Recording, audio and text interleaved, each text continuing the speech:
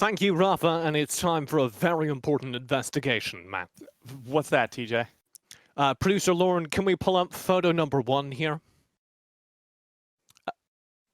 We need to see photo number 1 of our very important. This is a visual investigation. We've been collaborating with the New York Times on this. We're apparently having production issues. That's all right. I asked for it like 15 seconds. The New York Times don't want us to know the truth, TJ. They don't want us to. They're covering it up. Okay, so we were looking at the desk during the break, and we were observing Cubby's new hairdo. This is a new hairdo. Can we pull up photo number 2 now? Because we may have noticed a similarity. That's all I'm saying. It's back to photo 1. Back to photo 1. I'm just there's some there. Back me up. All right, game 3. Let's move on. No more are playing Golden Guardians Academy, and Golden Guardians Academy did just drag themselves kicking and screaming back into game number 2 via a very big rat. Really did feel like Prismal and Chime versus the world at that point. We were so sure they were out of it. I was like, you know what? I think I should just start talking about 3D printing in about 60 seconds. And then suddenly Prismal got, I think it was like 5 kills in a row within 50 seconds. We are just getting word that the draft here is going to be a little delayed, so we will... Oh, never mind. Nice. The reverse. Okay, so we are resetting the draft. This was already done. We're going to zoom through the first half. Oh my god, yes we are. And then once we get into phase number 2, we'll be on to new bands, because we did have to remake it, but they did already do that. Okay. So, lightning fast, we do get our first phase. There sure was a rat band, by the way, Matt. Yeah. We sure did get rid of that Twitch. No, otherwise, though, it's the same deal. Thrash Chevalius in the bot lane sure did work, so why not? Of course, because they had to ban out that rat, we did let through this Lilia, which is going to take the front lines. This Gragas, which is going to take the front lines in Tally's hands. Lilia will go down to Rosethorn. Yeah, Gragas has been really ridiculously strong recently. He's a great initiator, a great tank, a great AP assassin sort of deal.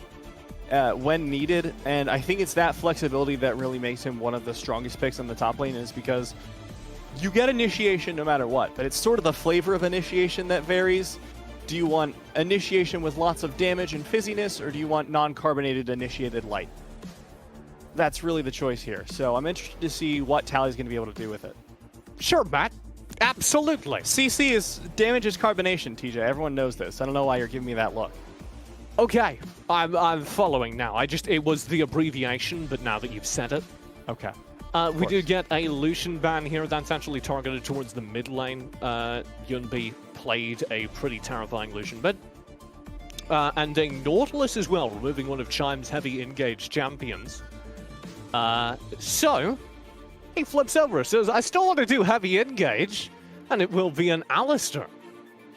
Not super surprising there. Of course, we do need to pick up 5 Fire and Vipers champions here. They already know very likely what that top lane is going to be. Oh, lock it.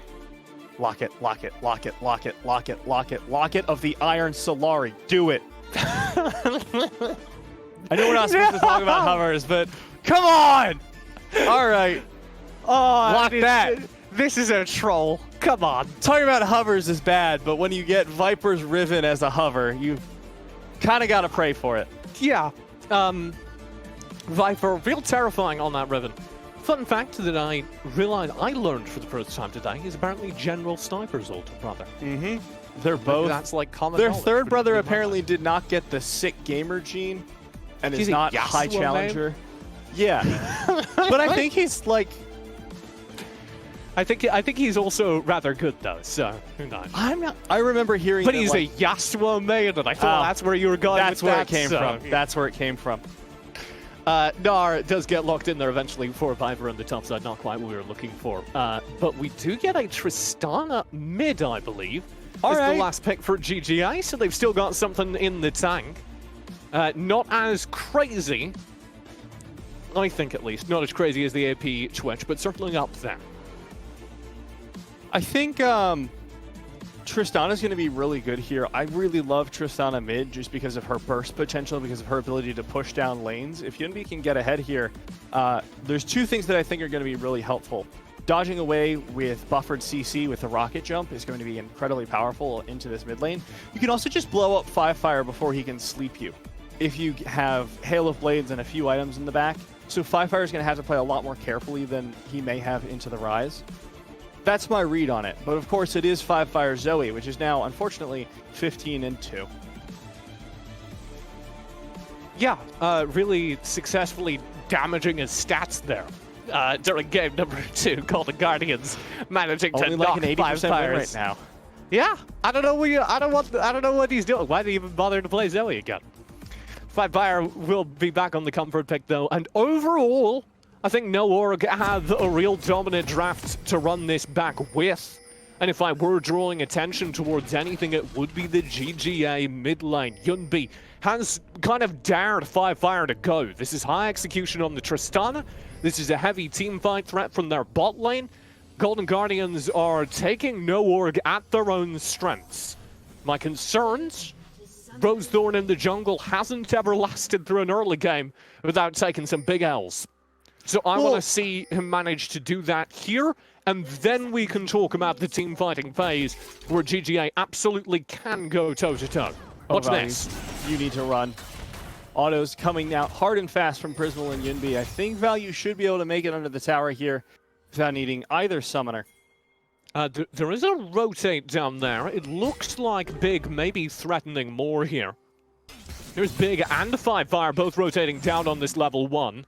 Oh, they'll focus on Yunbi for obvious reasons. Yunbi jumps over the wall. My God. Denied by the Flay! Denied by the Flay! Has to burn flesh to survive! So good from Big and 5-Fire. And now Yunbi isn't even going to make it to lane in time at this point. Rosethorn is having to pick up the wave. This is really, really rough stuff for the side of GGA. And of course, Value is going to be about half health, but he's got healing baked into his kit. I think he's going to... I am kind of in love with Big's Thresh gameplay so far. Has been dominant now 2 games in a row. Didn't really get enough from that game number 2 Thresh though. Quickly outshined by Prismal's performance. So let's talk a bit about what Prismal is doing. This is not a Duran's Ring start for Prismal. We are going Blade. And this is not anything of the sort with no Arcane Comet as well, so. With pure AD auto attack focused Misfortune, man. Yeah, you really want to go for the Qs and get that easy auto Q auto reset with PTA. Go for a little bit of burst damage that way instead of going through the make it rain method. And I think it's worth discussing that last game was sort of won on a surprise X factor that was the Twitch from Prismal. That's not available this game. This is standard stuff as Chan goes in. Yeah, trying to separate Value from their support. Does successfully do so, but there's very little I can do with that. Big just walks back up. Value is low, sure, but they will survive that experience, no problem, and heal back up thanks to the Aphelios lifesteal gun. Severum, which always mix up with Snape's real name. Severum Snape. Yeah. Synergy. I always love the names of Aphelios' Qs because he does have 5 names for it, which nobody who hasn't tried to memorize them would know. I can tell you, it's a pain, but I like the Give it Severum to me. one. What's the Severum Q? Onslaught. Isn't that good? No! It's edgy. That's what Aphelios is. He's supposed to be a little emo. edgy boy. No, Aphelios is a sweet little emo boy. Come on. With a dead sister, which is really sad. Yeah, okay, why he's well, emo. that kind of brings down the mood. And a will run through mid. He is an emo. He has a reason. Slip does land here. This can't be executed on because Rosethorn, is in the area. So, and the pokes in, doesn't find much. 5-Fire, without that backup, can't make early game plays, and this is already looking a little bit better for GGA, by which I mean they have not been blown out of the game in the first couple of minutes, which did happen to them in games 1 and 2. Yeah, I'm not sure if this is what No Org want, if they just want the regular old League of Legends game. Because none of the series so far has been that. Neither of them have had a low-impact early game. Both games were marred by essentially one team blowing the other one out early on and recovering from there. So this one starting slow tells me that we are going to get to see the median gameplay of both these teams. Yeah, medium. Woo! Don't drive over one. That's dangerous. Correct. Lantern engage. Here is Ando off the back of the flay. Double pulverize from Chime won't get him out. Beautiful death sentence saving there. So that Chime had absolutely no way out, waiting until it was a guaranteed land. So good play by Big. Guarantees value that first blood, 400 extra gold in his pocket. And now, off the back of that, No Org are taking up that first dragon. Yep, good start for No Org as we have come to expect. Oh, don't do it. Yunbi has to rocket jump to survive. By fire. Still real terrifying, by the way, on that Zoe. First strike, first blood, both in No Org's pocket. Still less of a lead than they've had in previous games. There you go, TJ. The top side, though, looking real scary already for Viper. Again, that's, I'm going to call Nara pseudo-ranged, because he does transform into melee occasionally. He's not sure yet. But Tally getting the worst end of that as Big gets caught alone because Fire just leaves, finishes the bat completely. Big has the lantern himself. Did they get it? Ticking. Rose TP? low. One more auto. Won't He find gets out. Fire's like, where'd you go, buddy? I'm right here. Oh. I'm walking away, TJ. You can't hear it because I have my headset now, but I'm actively just... Fire, you left him. I don't understand. I was here the whole time, says Fire. And Sleight of hand there. Yeah, was not there, so there was just nobody down. Poor Big. Rough times level to be a 4 Thresh. in mid. Oh. Everyone asks, where's my support? But nobody asks, how's my support? Bad, TJ. Did you not see that? He's not doing great. No, he's playing great, but he's not feeling great. Matt, nobody's giving him the support. Who supports the support? The jungler. You're right, but not there. Jungler for No Org is full inviting. Anda is back. They, I believe, stole away the big bird there. I think Fire successfully got that. And the red buff will be picked up by Anda. Looking at the summoner spells, just because I noticed it earlier but haven't found a spot to talk about it, and going for Ghost again, I really like this adaptation we've been seeing from a lot of Olaf players into Hecarim, into Lilia, champions that can very rarely outspeed the Olaf, having that Ghost to guarantee the lockdown, guarantee the chase down, so that you can compete in those kind of engages is a really cool adaptation. Matt, I have just gotten a very important correction in my DMs. Mm-hmm. Aphelios' sister is not dead, she's just in the lunar realm. Of course, and my dog isn't dead, he went to live on a farm.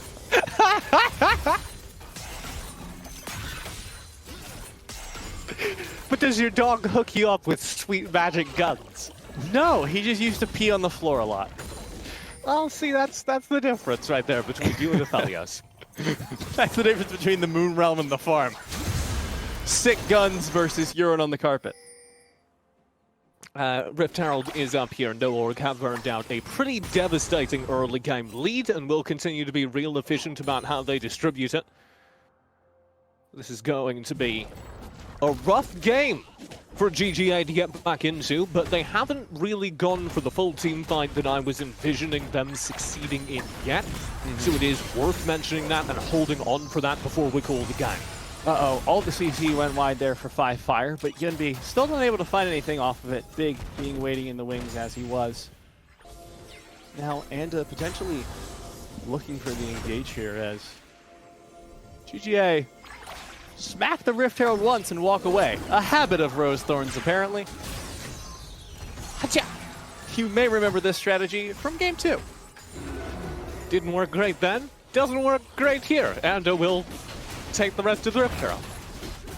Thank you for the leash. So it can be useful because you can get the Rift Herald into a weird position and get it to reset, and then you like buy time, make it take longer. Fight your opponents. Yeah, but play Pokemon with the neutral objectives. Gotta catch them all. But that is not what's gonna happen here. Rosethorn does manage to use the fact that they know that Rift Herald is being taken to steal away a Raptor camp. Chime's just dedicated roaming with that jungler right now. As GGA are setting up for this Drake, they do intend to fight it by the looks of things. Prismal finally getting a little bit of reprieve down there in the bottom lane. Has been keeping up pretty well, and I'd like to note is exactly on par with his mid laner. So good team coordination there. Double longsword Dorans. Ah, Yunbi, you ruined it. Picked up the Noon Quiver. Rift Herald will be summoned here. That's going to be from mid lane, so no work just setting up to take the turret here and press further forward. Down the bot lane, GGA taking it safe, waiting for Rosethorn to arrive before they make their effort. Yunbi does keep the turret in the mid lane from falling. And they will sweep up, setting up for Vision, setting up for this tank. Should be a lot of extra gold onto Firefire, though. Obviously, he hasn't had the chance to back yet, but 3 plates is nothing to sneeze at. They are rotating a little down worried. bottom lane. Because if they're waiting until they find a pick onto Value to start this Drake, they're not going to start this Drake. Value is playing so safe. Value's learned from last game. Yeah, and that does appear to be what was happening. Value waits for Anda to clear out the river. Anda comes down, says, hey, Value, it's clear. And he was wrong! Dive in, TP as well. Bullet time will start the fight. Teleport in from the bottom of the side. But Tally looking for an engage. Rosethorn gets stunned up and killed immediately. Viper into the back with a double stun. A double kill. Tally shortly to follow. Anda shuts him down. A beautiful team fight from No Org. Take 3 and lose none. Viper slides into the backlines for that double stun. And GGA are just in huge trouble. Check this out. Particularly Big's efforts in the middle of all this. Finds the death sentence onto Rosethorn and lives up to its name. And then just Viper. Disgusting. Really good play there, and I think we should be highlighting Big this game as the catalyst for every single play that No Org has made. Because that has been the case. The bottom lane kill, all Big. That zoning, all Big. The level 1 not being a complete disaster, all Big.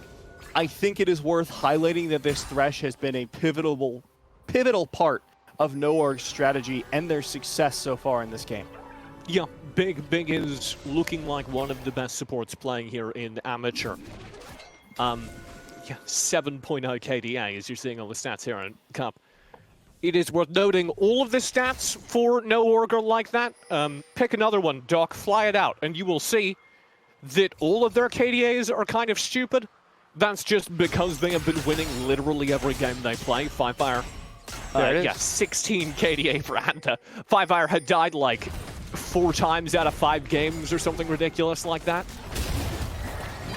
Oh, Big. Almost finds another one. Forces the flash from Yunbi. Oh, smite down onto Chime. This may continue being an engage here. Anda looking for more undertows. Chime half health. The engage from Firefire pops the cow. Do find a sleep, but Rosethorn won't be able to follow up on that. And Big's still going. They're going to get blasted away by Yunbi, but that won't stop the engage. Ragnarok popped and a deep dive. Rosethorn still pinned behind the turret. Yunbi's gone. Anders got the kill, and Rosethorn is watching the walls close in around him, man. He's gone.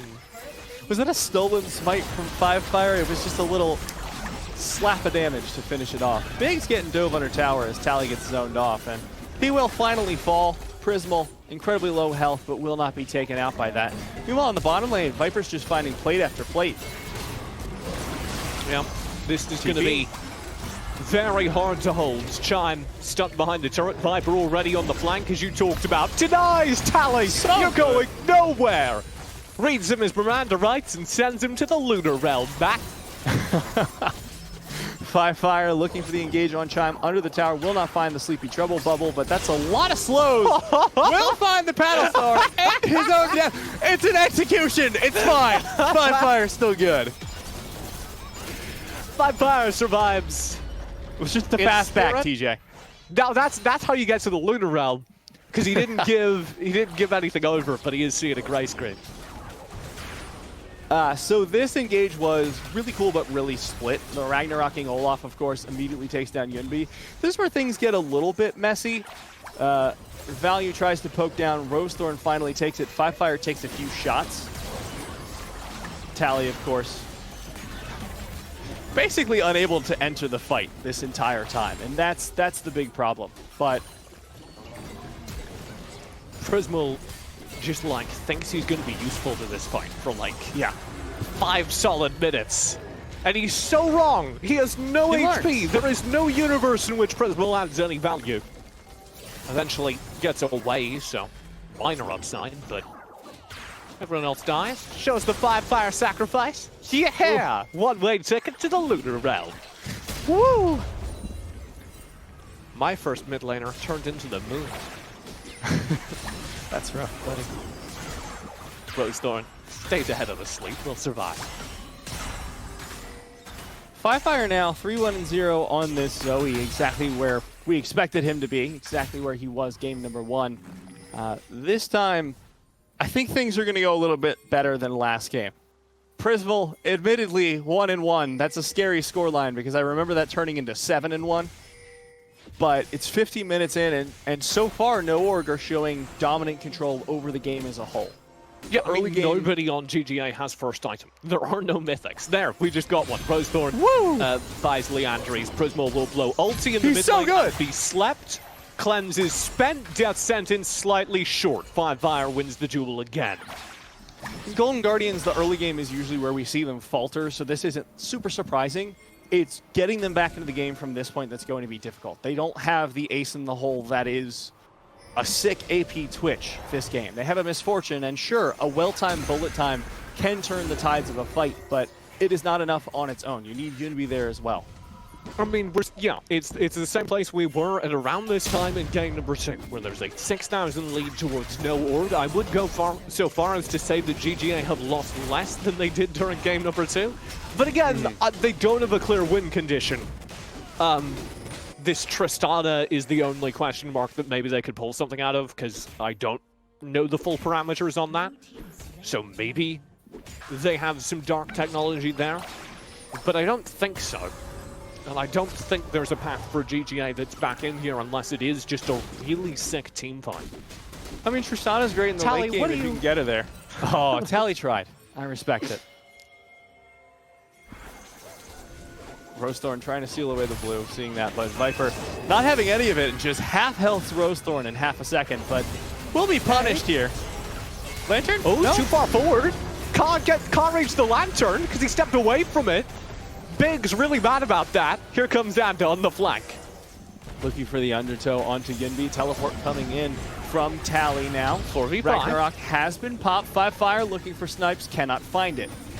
Big now needs to find a hook onto Rosethorn. Lantern's out, but instead Fire takes the Lantern and the life of Rosethorn. I spoke too soon. What a monster. Tally body slams out, but it will not be enough. The chase is still coming from Anda. Value, beautiful Moonlit Vigil. Yunbi forced to run away, forced to flash away even. Chime is taken down by the Q of Value, and that spells the end of the fight for Golden Guardians. Yep.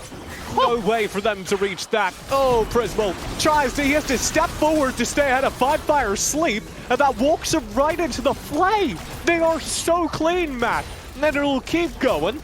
They're still chasing up top. This is poor Tally who's going to get executed by a swift downward strike of Anda's axes. And I am genuinely stunned by just how ruthlessly efficient No Org are being. They were obviously the favorite coming into today. They obviously are one of the best teams in Amateur, if not the best team. But this is another level of demolition. It's just cruel and unusual punishment at this point. They've taken out 2 members in their own jungles, just trying to get away to their own base. Yunbi forced off the inhibitor as well, and Value feels safe enough to just frontline this fight. That's really all you need to know about this game.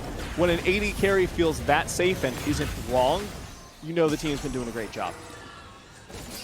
Baron in 50 seconds. Oh, Viper. Knocked forward by Tally's cask. Will be lanterned away. He does not miss. Big the Star Thresh will keep Viper alive on approximately 2 HP. No Orc are just kind of slapping through this game. GTA, I maybe This was find okay. it all. I'm gonna drop some shade on Golden Guardians because I can. Okay, I'm ready. I apologize to any Golden Guardian staff members in the chat. I understand maybe the appeal of the roster they did pick up for the LCS this year.